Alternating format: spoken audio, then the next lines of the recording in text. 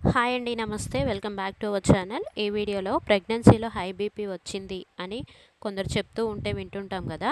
So high BP అనేది వస్తే complications face చేయాల్సి ఉంటుందండి.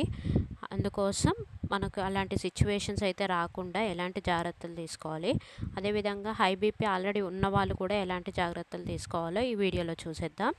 అసలు హై బీపీ రావడానికి కారణాలు ఏంటి, నాకు తెలిసిన ఒక ప్రెగ్నెన్సీ ఉమెన్ కూడా ఫేస్ చేసిన ఒక ప్రాబ్లమ్ని అయితే నేను మీకు షేర్ చేస్తాను. సో వీడియోని స్కిప్ చేయకుండా ఎండ్ వరకు చూడండి. నార్మల్గా బీపీ అనేది 120/80 ఉండాలి అండి. సో అది అంతకంటే ఎక్కువగా ఉందంటే అది హై బీపీ కిందకే వచ్చే ఛాన్సెస్ ఉంటుంది. హై బీపీ వల్ల తల్లికి అదేవిధంగా కడుపులో ఉన్న బిడ్డకు కూడా ప్రమాదం ఉంటుంది.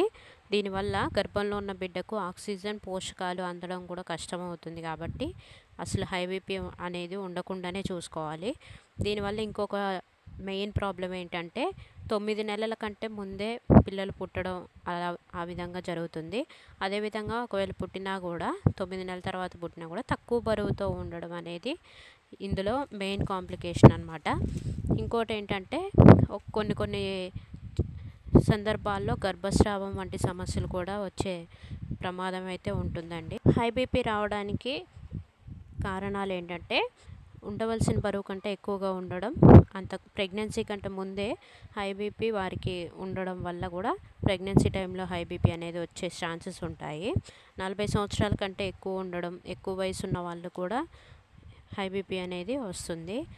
అదేవిధంగా ఇంకొకటి ఏంటంటే కొంతమందికి ఫ్యామిలీలో ఎవరికైనా హై బీపీ ఉన్నట్లయితే వారికి కూడా వచ్చే ఛాన్సెస్ అయితే ఉంటాయి.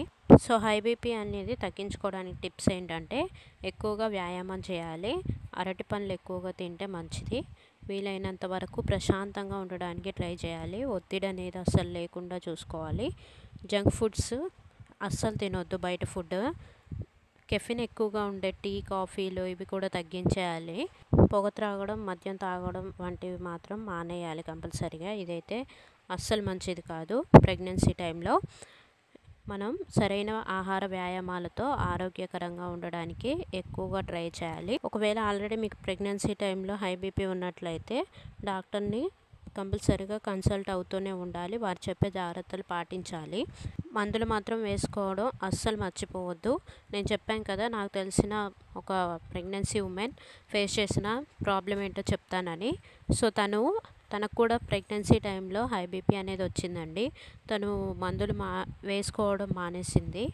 దానివల్ల తను చాలా కాంప్లికేషన్స్ అయితే ఫేస్ చేయాల్సి వచ్చింది. ఏంటంటే 7th మంత్లోనే గర్భస్థ శిశువు చనిపోయిందండి. ఎందుకంటే తను మందులు వేసుకోకపోవడం వల్ల తనకి ఫిట్స్ లాగా వచ్చేసింది.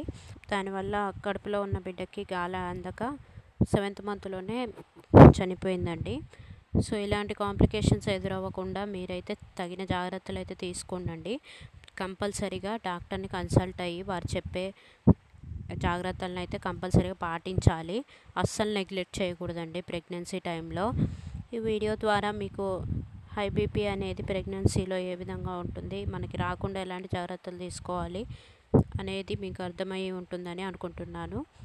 ఈ వీడియో నచ్చితే please like, share and subscribe. Thank you for watching.